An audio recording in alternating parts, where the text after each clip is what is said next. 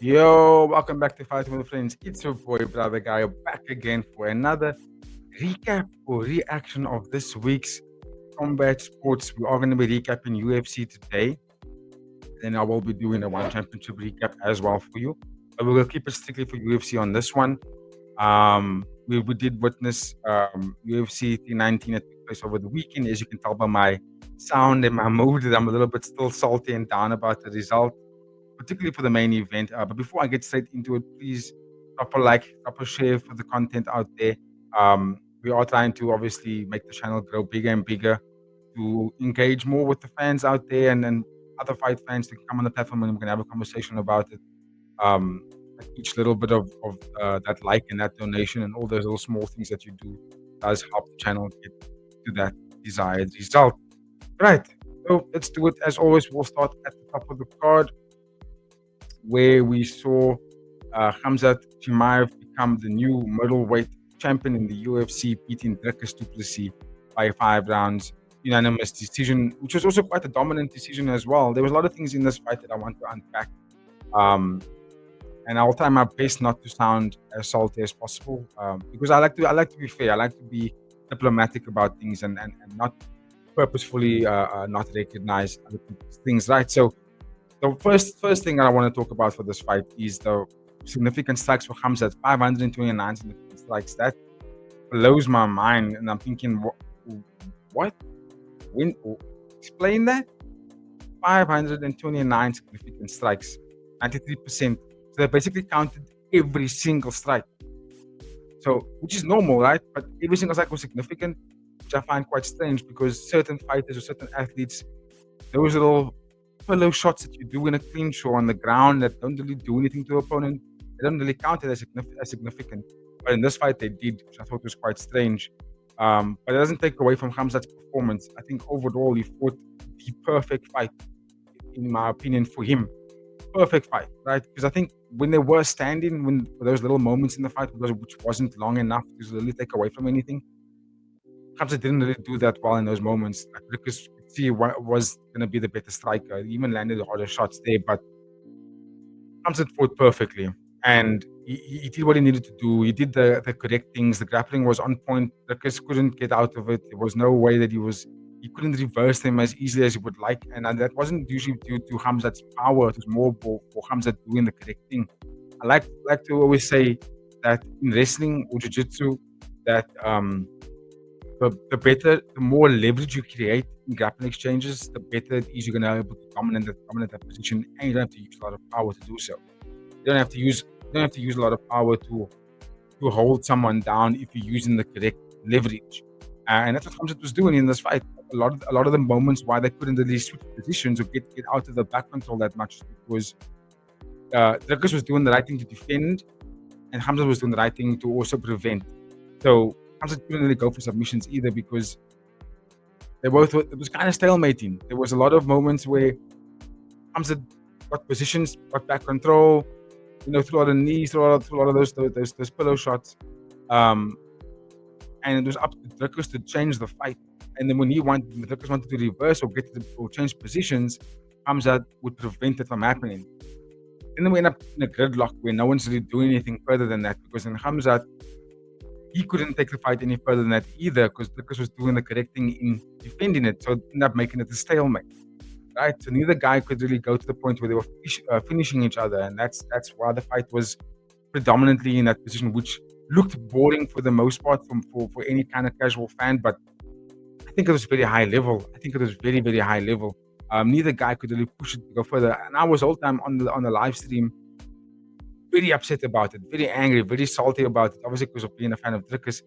And then I was saying things like, Khamzat, why is Khamzat not finishing the fight? He's got dominant position, he's got crucifix, he's got all these hardcore positions. Why is he not finishing the fight? Like, in the fight, you are dominating here, and he couldn't end the fight. And that's where I give props to Dricus for defending really well so it doesn't get to that point, but then it doesn't go further, right? Then also, the referee, I was saying on stream, that if a fight is in a position where it's not going past, like no one's transitioning to the next move or the next set of events, the next phase of grappling, if you're stuck in that position for 30 seconds or more, you need to stop it and reset the fight. We've watched countless fights with women athletes when they are in grappling exchanges, and then nothing goes further. That you hear the crowd booing, the referee stands them up quickly. Boom, quickly. Let's reset the fight. In this fight, I felt like they could have done that more often than not, because it's not like the round is 10 minutes each, right? It's a 5-minute round, which is already a long round, right? But if you are stalemating for 2 minutes of that round, then that's 50% of the round is gone. Nothing's happened.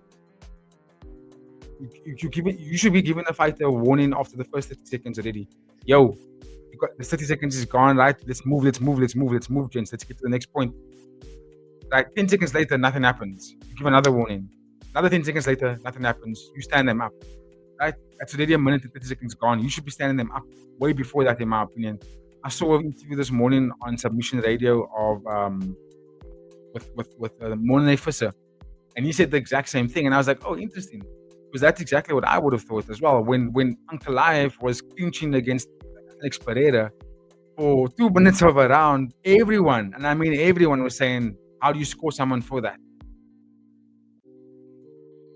So yeah, that, in my opinion, I just feel like we can't move goalposts for certain fighters.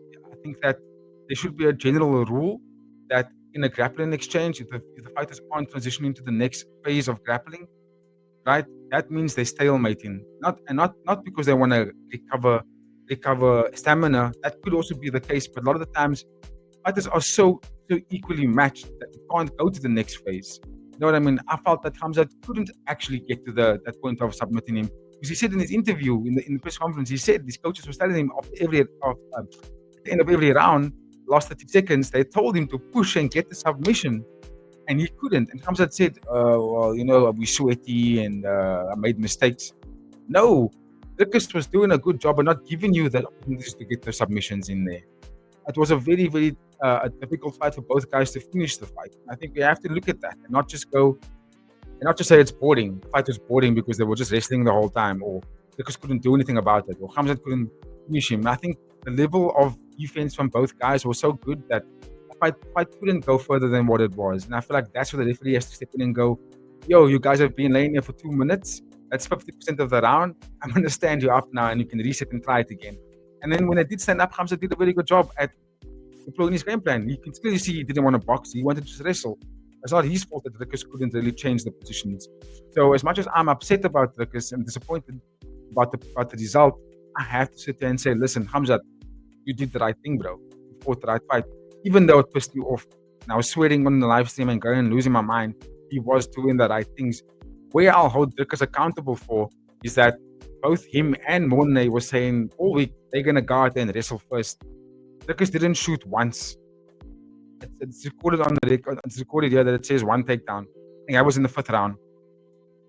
But other than that, I thought he was going to go out there and wrestle immediately from the first round. Like, he was going to be the one to take Khamzat down.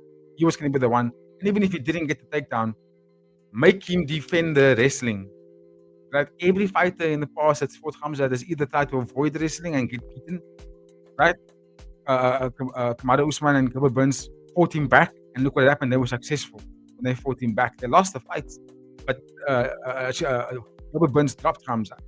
Kamaru Usman took the fight to Khamzat in that 3rd round. I feel like Dricus was so caught up in trying to knock Khamzat out that he didn't actually deploy the wrestling, and no one has put Khamzat in defensive positions. Like, let me actually let you defend the takedown for once. I felt like Dricus should have done that, and he didn't do that, and that's what left me feeling a bit upset. Because now we're sitting here as South African fans going, he could have, should have, but he didn't. You know what I mean? He didn't do any of that. He lost the fight. So, great performance from Khamzat. He did what he had to do. Dricus defended very good, but didn't mount any offense enough to say, make this a competitive fight, right? That leads me to my question in terms of, like, what happens next? Who fights who next? Is there an immediate rematch? Like, what's the buzz here? And I'm going to say it now. I don't think there should be an immediate rematch. I do think there should be a rematch, but not immediately. Dricus did not have a long enough title reign to warrant an immediate rematch, right? And also the landscape of the division is in a position where there's a lot of guys that can still fight for the title and hasn't fought each other yet, right? So we know for a fact that we have Caio Borralho and Nasruddin Imavov. The winner of that fight must get the title shot. Has to. They have to, in my opinion, because they're doing enough for it. maybe not so much Baralio, but Imavov, he's right there, and he, in my opinion, should get the next fight, next title shot. If he beats Caio Baralho. Caio Baralho beats Nasruddin Imavov, I think Caio Baralho can also make an argument for a title shot. Like, it's big enough for an argument for a title shot, but I still think they're probably going to give him someone else. They might even give him Dricus. So Khamzat can chill now and wait to see what happens next in terms of the contenders. So we know we have that fight. We know we have Strickland out there, but Dricus beat him twice already. So I would go Strickland versus what's his name? Robert Whittaker. Caio Baralho versus Nasruddin Imavov. And I'll go Dricus Du Plessis takes on Daniel Doreda, or Dricus versus Anthony Fluffy Hernandez. And then we have RDR taking on maybe Israel Adesanya. That's going to have to be the matchups going forward. Because they're not going to do Dricus rematching Strickland or Adesanya, right? That's not going to happen. So it will be Dricus taking on maybe the newcomers. It'll either be RDR, or it will be Anthony Fluffy Hernandez, or it will have to be the loser between Imavov and Caio Baralho. That's what's going to happen there. We know the winner of that fight is going to have to fight Khamzat Chimaev. That's my opinion on the landscape of the middleweight division quite next. Both Khamzat and Dricus are only 31, so they're going to be top tier for a long time, in my opinion. And then, like I said, if you think about Imavov, Caio Baralho, RDR, and Fluffy Hernandez, those are top talents for me. That's going to, in my opinion, it's going to be the new guard. Like, because Whittaker, Cannonier, Israel Adesanya are slowly but surely shifting themselves out of the organization as the former guard, the older legend. But that's what I think going forward should be the matchups for that division. If you've got a different opinion, let me know in the comments, please, ladies and gentlemen. Now I'll keep it moving to the next fight, which was fucking explosive. What a fight for Lerone Murphy. I was saying all week that I think Lerone Murphy is going to be too skillful, too strong for him, too high level for Aaron Pico. Aaron Pico is a top talent, dude. With the little time that I saw him fight for that 3 minutes of that first round, I was like, oh, this kid is actually good. I still didn't think it was gonna be enough to win the fight. I didn't think so. I think people are underestimating and sleeping on Lerone Murphy. And also for the simple fact that the UFC was going to give Aaron Pico Mabzo Ifloev. I think Ifloev was also gonna fuck him up, to be honest with you. He was also gonna beat up Pico. So that leaves me going thinking, what's up with the Bellator dudes? You know what I mean? Like, where does that leave them? Because Aaron Pico is not an old fighter. He's not a Michael Venom Page or what's his other dudes? Patricio Pitbull or Apache Mix or what's his name? Michael Chandler, who were former champions and they've fought for years, and now you're signing them when they're much older. Pico's been signed in a very prime state of his life. 28 years old, he's now tapping into peak performances, right? So that was a high. That's why I understand why he was the big favorite for this fight. But I was also like, but Lerone Murphy is a top level skillful fighter. Like, he's high level. And you saw that in this fight. There was moments in the fight where Aaron Pico's wrestling is high level, right? Olympic level. And he went in there and had 2 takedowns and Lerone Murphy was able to get up immediately from it. Even had a sub attempt in there. He was able to defend that takedowns and actually get up to his feet almost immediately. And I was like, oh, that doesn't look good for Aaron Pico, because that's his best weapon, and Lerone Murphy was able to stop it. And then there was moments where, with Aaron Pico's forward pressure, which was brilliant, by the way, it was nice to look at. It was good forward pressure, good attacks to the body with that left lever shot. I was like, nah, this dude looks on it tonight. However, and it's a big however, Lerone Murphy didn't look like he was discouraged by it at all. In fact, there was a very nice moment in that fight, in that first round, where Lerone Murphy threw a counter elbow on Aaron Pico, and Aaron Pico didn't even see it. He didn't even know it hit him. He came in there, fast pressure, came in for a takedown, took an elbow, and he was just like, elbow, and went for the takedown again and continued with that takedown. And I was like, he didn't even see that. That was a bit of a warning sign for me, because he didn't even know that he got hit by something very devastating. Then he backed up and they went back to feet, and then Aaron Pico went in again quite hard, and then Lerone Murphy threw a knee, and the knee got him clean. And I was like, yay, this kid's not seeing these counters coming at him. It just wasn't like Lerone Murphy counted and then got taken down, or he threw the knee and then it was like, oh no, I must defend. He threw a knee and he was able to get up, get the hooks, get out of that position again and not take that takedown position. And I was thinking, Aaron Pico is not seeing these counters, bro. He's walking into it face first and he's not catching it at all. And then the third counter, which was a spinning back elbow, again off a forward pressure movement from Aaron Pico, it's lights out.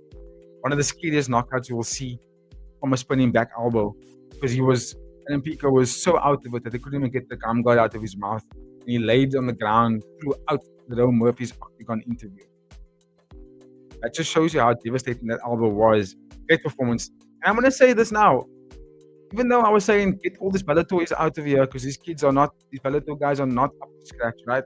Because now it's making it look almost like all the other fight organizations that's not the UFC are so far below the UFC's level, which is mad to say. I don't like to agree on that, but it's mad to say, right? I like to always believe that the UFC has this high level because their marketing is better than everybody else's. They are able to market the concept of they've got the best fighters more than everybody else, right? And if RDR gets the title, in the middleweight division, then it proves my point. Because he comes from an organization that everybody shits on one championship, right? And at the moment, he's walking through this middleweight division. So, yeah. Anyway, that's a conversation for another episode. Bringing it back to this fight, Lerone Murphy now, in my opinion, books the title shot. He definitely does book the title shot. Gutted that it wasn't FWF. I think FWF would have been a very good contestant for potentially dethrone Volkanovski. But even Lerone Murphy, I think he's also got the stuff to do it. So I'm gonna go Lerone Murphy. Early prediction to get Volkanovski out of there. But that obviously means he has to get the fight because we don't know if they're gonna book it. But that for me makes sense for the fight because with a knockout like this over Aaron Pico, who everyone thought was gonna beat him, top tier. Aaron Pico, who should he fight next? They were gonna give him FWF so soon, right? That's now what are you guys featherweights. Maybe they shouldn't give him someone so highly contended that maybe they should bring him down. Maybe he can fight against Aljamain Sterling, or he can get a Josh Emmett or Yusuf Zalal next. But I don't think he should be fighting up the card, up the rankings just so soon. Now they gave him someone that's highly ranked, gave him a top tier fighter, and he took a mega beating. So I would say give him someone like if they really want to keep him in the rankings, I would say Aljamain Sterling or Josh Emmett or Yusuf Zalal or even John Silver, bro. I think John Silver's got a fight already, but Aaron Pico next should be fighting middle to lower table, if featherweight. Let's ease him in. He's 28 years old. He's not 35. Let's ease him in. He doesn't have to fight the top guys so soon. Just like Kyle Sakura, we don't have to give these guys the best guys immediately. Aaron Pico could be a superstar for UFC, and they need to carefully choose his opponents for him. Because like now we saw when once his car goes up against the big dudes, like the top level dudes, he got shown out really easily. So Aaron Pico next should be middle table in my opinion. Someone that's ranked from the top 9 going downwards. From the 9 going down bottomwards. Yeah, down the table. I don't care who, but it needs to be from that opinion going down. It can't be from the top 8 going upwards. It can't be from there because that's not gonna. I have a feeling he's not on that level just yet. But keen to see what they're gonna do with him going forward. Lerone Murphy, probably KO of the night in my opinion. Then we keep it moving. We saw another spinning back elbow. Mad to see that it's back-to-back spinning elbows off each other. Jeff Neal got KO'd in the first round at the very, very, very end, the last second of that first round by Carlos Prates. And look, Jeff Neal was doing really well. He was doing really well up until that point. Right? And it was a close, contentious fight. It really was. Carlos Prates, I loved that low kick that he was throwing. As a southpaw fighter, like both guys going, he was attacking the front leg really well. I think that was setting up a lot of his. That actually set up his head strikes. Jeff Neal, fast, good left hands, good uppercuts in there, good attacks to the body. He was having more volume, in my opinion. Even though the recorded strikes were going to Carlos Prates, I think Jeff Neal was doing a really good job for the most part of that round. I thought I was actually going to go Jeff Neal win that first round until he got knocked out. Carlos Prates was very patient. I liked how he wasn't looking flustered. I liked that his composure was fantastic when Jeff Neal did come forward. He was just composed, he kept his guard up, shots. counted, went to the body, hit the leg, hit to the body, threw out jabs. He was making Jeff Neal worry about the lower attacks, which was fantastic. Which is why I set up that spinning back elbow, because when he did spin, what did Jeff Neal do? He dropped his guard and thought he was going to go low. He did this. And then what did happen? He took the shot. He didn't keep his guard up. He wasn't like, oh, spinning back elbow. Or he did this. Hands came down and he shelled up a little bit. And elbow caught him on the top of the head. And that, for me, that elbow only would have worked. Only worked because Carlos Prates was conditioning Jeff Neal the whole round. He was making sure Jeff Neal was worried about the lower kicks, the keeps to the body, the left hands to the body. He made Jeff Neal too. He was keeping his guard up in the beginning of the round, and then as the round was progressing, you could see Jeff Neal was coming down lower and lower, because he had to worry about it. He had to worry about that lower attacks. And Jeff Neal didn't throw anything up the middle, which I thought was weird. And it led to his demise ultimately, because like I said, when Carlos Prates did decide to commit to a head strike, Jeff Neal didn't know if it was a head strike or a lower strike, and that's why it knocked him out. So again, just a crazy performance. And also shout out to Babu on the night, holding that first round KO. He was like, it's gonna end in the first round, boys. And that's exactly what happened. That was just a scary kind of knockout. Jeff Neal was also out cold for a while. That leads me to my next thing, because I didn't even go that long. It's only a 5-minute fight. What's next for Carlos Prates? Welterweight. And dude, my dude is crazy. I would say next fight for Carlos Prates. I know he called out Leon Edwards. I actually am all in on that fight. I would say give him Leon Edwards, to be honest with you. But I'm also keen on seeing him go up against someone like Joaquin Buckley. So Joaquin Buckley is also up in there. Michael Morales. I clearly see that the UFC is keeping Michael Morales and Carlos Prates away from each other. Maybe they fight on contendership, maybe sometime next year. But for now, I would go Carlos Prates up against Leon Edwards. But they probably would give Leon Edwards against Ian Gary first. Ian Gary obviously beat Carlos Prates, right? I will go Prates versus Leon Edwards, or Prates versus Kamaru Usman. And then we do Ian Gary versus Leon Edwards or Kamaru Usman. But I'm going to put Joaquin Buckley in that conversation for me. They might even do Joaquin Buckley and Michael Morales. I see the UFC doing that. But in my opinion, I will go Carlos Prates versus Leon Edwards next. That's the fight to make. That is the fight to make. And then we still got Shavkat Rakhmonov there waiting in the wings. Got crazy welterweight fights. For Jeff Neal, I think he's going to stay where he is, right? Number 11. He might even get a Gilbert Burns. He might even fight a D-Rod. You know what I mean? A Bonfim. That might just be what Jeff Neal's going to be fighting next going forward in his career. I don't know if there's another title run in him, because if you think about the landscape of those fighters in the title run, I think they all beat him. I know he beat Bilal Muhammad before. I don't know if he can do it again. As much as we all don't like Bilal Muhammad, dude, he's ranked number 1 for a reason. Like, he has gone on the tear. He does fight well. So, yeah, I think Jeff Neal is probably gonna have to fight downward. But Carlos Prates, crazy performance. If you got a different opinion, please, ladies and gentlemen, let your boy know what you think about those matchups going forward. UFC and for Carlos Prates, I think he's right there. I think a rematch against Ian Gary, I think Carlos Prates wins that fight. I really do. I don't think he's going to let himself get taken down by Ian Gary. And I also know that Prates knows that he can't get knocked out by Ian Gary. Ian Gary doesn't really have the biggest knockout power, but he fights well. He's got good IQ. But Michael Morales and Joaquin Buckley for me are the dark horses for that. But anyway, let's keep it moving. You know what the comment section is. If you have an opinion, drop it there. We'll keep it moving. Middleweight clash between Jared Cannonier and Michael Venom Page. What a fight for the fans, bro. Good fight for the fans. I really, really like the way Michael Venom Page fought this fight. But also, it's a fight for the uncles, right? Both guys are of that age now where it's not really going to be title fights. Babu said it really well on the live stream. He was saying he doesn't expect these guys to go out there and make title runs. It's more for money fights for the fans. Like, we're going to put on fights for the fans. I'm here for super fights, and that's it. I'm not here for a title run. And that's what we kind of got out of Michael Venom Page in this fight. He didn't really go out there and put on a highlight reel KO and throw out the Pokeball. It was more of like just fight a good fight and show Jared Cannonier how fast I actually am and how difficult it is to actually catch me, because that's what he was doing. And Cannonier was cutting the cage off really well. but just couldn't let the hands land. And that's how Cannonier fights, right? He's not a high volume kind of guy. I thought he was going to kick the legs a bit more, but he didn't do that enough. And I was saying also on the stream that when Cannonier was cutting off the angles, right? When Michael Venom Page does the switch, like, he's like going backwards, he does this whole basketball where and then he switches the stance and he chooses a side to go. When he's doing, pardon me, when Michael Venom Page is doing that, because he starts in the stance, he's usually in a southpaw stance and he's dancing. And when he goes back, he switches his hips to go left or right.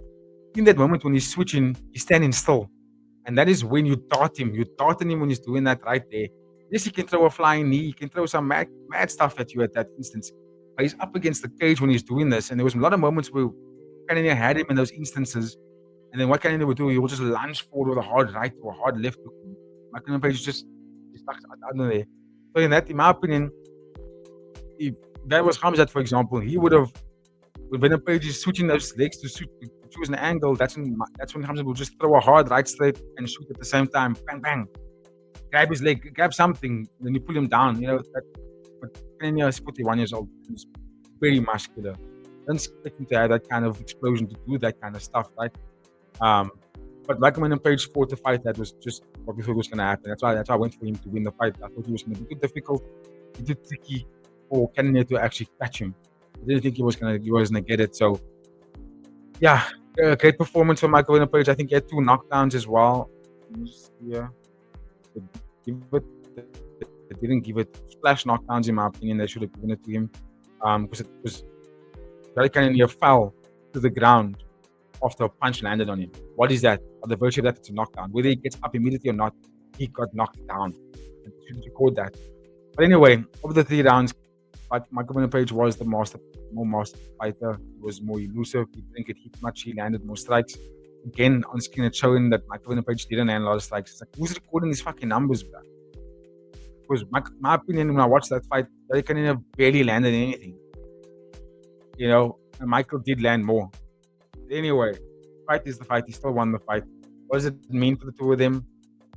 Jared Cannonier, just like Whittaker and Izzy, they're gonna have to fight downwards on the fight card. I don't know if they can sustain another title run. Cannonier is ranked number 9 in this fight, but now for me, he's gonna have to go down. He could welcome a Brendan Allen next, get Roman Dolidze next, get Paulo Costa next, could even get Vettori, and that's pretty much what it looks like for him. For Michael Venom Page, I don't know if he's going to want to stay in the middleweight division. He did say that welterweight is where he feels more comfortable. That's probably what's going to happen for him. He's probably going to stay there. But if he comes to the middleweight again, I would say Michael Venom Page versus Izzy. Super fight. That would be crazy. That would be crazy for the fans. It'll also make a lot of numbers as well. And it'll also make a very, very good fight. But in terms of that, I don't really care who Michael Venom Page gets next because I don't see a title run to him. I'm a fan of his buzz. I like him as an individual. The man as a human fighter, I think he's fantastic. I just don't know at 38 years old that he can be someone that can be a champion in the organization. Because I don't see him have a title run. But I can see him making fight for the fans really amazing. And that's why I say put him up against someone like Izzy who's on his way out. That would be a crazy fight to watch actually. But in the meantime, I would say stay in the welterweight division where he could have more success. But yeah, let's keep it going. In the opening bout of that main card, we saw Tim Elliott choke out Kaya Sakura in the second round. I think that was Lerone Murphy choking, if I'm not mistaken. Also, great fight to watch. Good pace. Kaya Sakura was cracking Tim Elliott a lot in that first round. Again, I don't know how we recorded him to have less strikes, but anyway, Kaya Sakura we won the first round. And he had Tim Elliott on skates in that first round. He was doing a good job. He had Tim Elliott not sure what to do. But like Jed was saying, the experience of Tim Elliott, being there with the best guys, he's going to carry him through this fight. That's exactly what he did. He was able to catch Kaya Sakura in that second round, take him down, and land the rear naked choke. And I did think that was his biggest keys to victory, was to actually wrestle him. Kaya Sakura doesn't really like grappling. It's not his thing. He's got good takedown defense, but he has good takedown. It's not like he's got world-class takedown defense, right? And when he gets taken down, you saw what happened when he fought against Pantoja and now he fought against Elliott. And he doesn't like it. He's uncomfortable there. He doesn't do the right defensive things, and he gets caught up in positions where he can get submitted a little bit easier. So, good win for Tim Elliott. What does it do for him? I don't know if it's going to skyrocket him to up the division. Like I think he still maintains that number 11 spot. Um, where he was ranked number 11. Yeah, Steve Ercik, he won his last fight, if I'm not mistaken, right? He beat up, but that wasn't even in the division. That could be the fight next for Temelet. He could take on. I would love to see him fight against Steve Ercik, actually, especially because of the next natural progression. If you ask me, Alex Perez shouldn't really be ranked number 8, but Asher Almabayev, Manal Capcow, Paco de France, Takuya Taira, Amir Albazi, Brandon Roval, Brandon Moreno, Joshua Van, all of those guys, in my opinion, will actually beat Tim Elliott. So, when it get to those fighters, to beat someone like Steve Ercik or Almabayev next. Kyle Sakura, everyone's saying they must get cut from the promotion. I don't think so. I think we need to be patient. We need to be okay. We can't just put so much stock and so much stake into 1 or 2 fights for a fighter's career.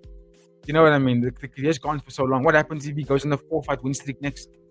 Are we gonna go, oh, Kasipuri, and all those people that said he must cut him from the promotion is gonna be like, oh, this guy can actually bang. You know what I mean? So I'm thinking there's still a fighter in there. There's still a contender in there.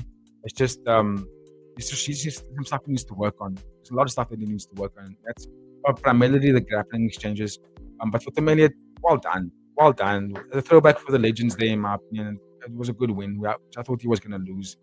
But good job on his part. Then in the prelims, Baisan Gur Susukaev fought a good fight against Eric Nolan. Eric Nolan, I don't know what to make. Both fighters fought a short notice fight here. He had Susukaev rocked in that first round, pretty badly at the end of that first round, but I still thought he was losing the round. But Eric Nolan was definitely losing the round. Something that Susukaev did really well. He was able to grapple really well, but front kicks, he was throwing the tips, the knees, the high kicks. I thought that was good to watch. I was like, this is the problem for this Nolan. He doesn't know how to get around this. And for Susukaev to end the fight in the way that he did was just masterful. He didn't have to end the fight in a submission fight, because I thought that the striking was actually getting him in advantage position. And he's a top talent. On short notice, 2 fights in 1 week, and to do this, well done.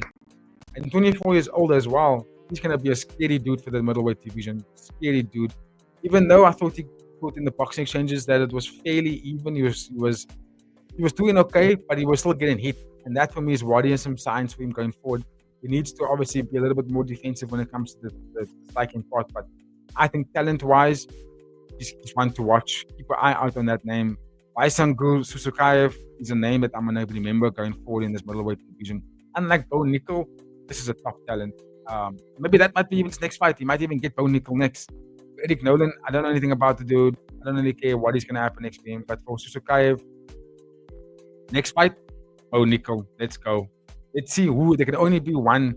There can only be one young Dana White privileged fighter in each division. And I think Susukaev should be that instead of Bo Nickel. Let's go. Gerald Mearshart, he got knocked out by Michal Olizejczyk. That was going to happen. I didn't think that he was going to win the fight. I didn't think he was able to get Olizejczyk down. Olizejczyk is now on a good win streak, 30 years old, I think. And he moved to the Fighting Nerds. That is fun stuff, dude. He's really leveling up his takedown defense. His boxing has always been great. Never been something to question. And in this fight, he just did more of that. Very good knockout. That left hook was perfectly placed. Not much to take out of the fight. It was pretty much what you see is what you get, right? You kind of knew that this was going to be the play out of the fight. So I think Michal Olizejczyk is a top fighter, and maybe even he could take on Baisangur in his next fight. But I don't think that could be the fight they must give him. I think they must give him top 15. Definitely give him top 15. There's Abush Magomedov. There's Roman Kopilov. I think he can take out one of them. Or even Marvin Vettori. But he has to get top 15. You can't go out. You can't get another unranked opponent. That's just but if you've got different opponents, let me know. If we had Jessica Andrade, this was a very good fight for the ladies. Oh, I was very impressed for both of them. And I did think that the result was correct. Lupi Godinez fought a very good fight. Jessica Andrade, like I was saying all week, she's a bit too one-dimensional, man. It's just hands are here, not here, hands are here. She's just gonna walk you forward and just hook, body, hook, body, hook. That's all she's going to do the whole time. She's not going to change it up. She's not going to change it up at all. She might take you down now and then, might, but she wants to knock you out. That's what she does. And Lupita Godinez did a better job in terms of staying out of danger, landing her strikes, good combinations. I wish she had more power, but she did everything correctly, in my opinion. Even the takedown was brilliant. The wrestling was okay. She got tired in that third round. She was very tired and she was taking the shots, but she wasn't getting knocked down or rocked in any shape or form. So over the course of 3 rounds, which was very high pace, high level, because the rounds are 5 minutes each, right? And in that fight, I was like, yo, the fight's over. And I'm watching it and I was thinking, why is it going by so quickly, these rounds? That's because it was so entertaining to watch them. There was so much happening in each of those rounds that you forget that time is actually going on. And that's how it felt so quick for me. Lupita Godinez, in my opinion, should be taking a ranking now.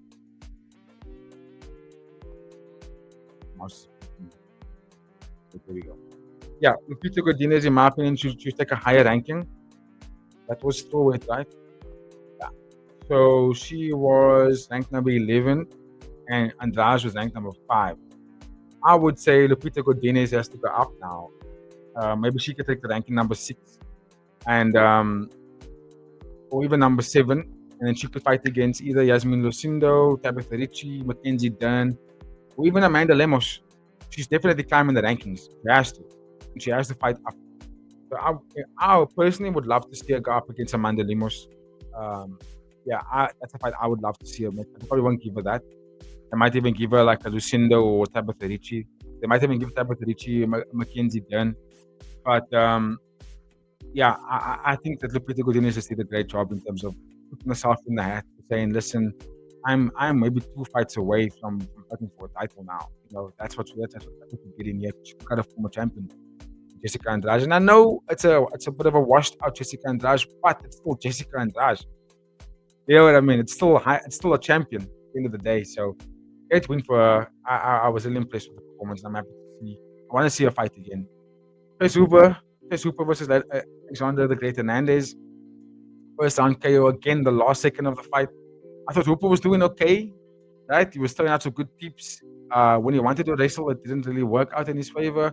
Hernandez, I did think was going to be too big, too strong for him to actually get to those grappling exchanges. But I wanted to see what Hooper was going to do, even if he wasn't able to get the takedowns. Like, was he going to stand the bang? It's not what he does, what he loves to do. And when he did stand and bang, it led to a demise. Hernandez was doing a good job of closing the distance, attacking the body a lot, bringing up the overhand right when he needed to, defend the takedowns.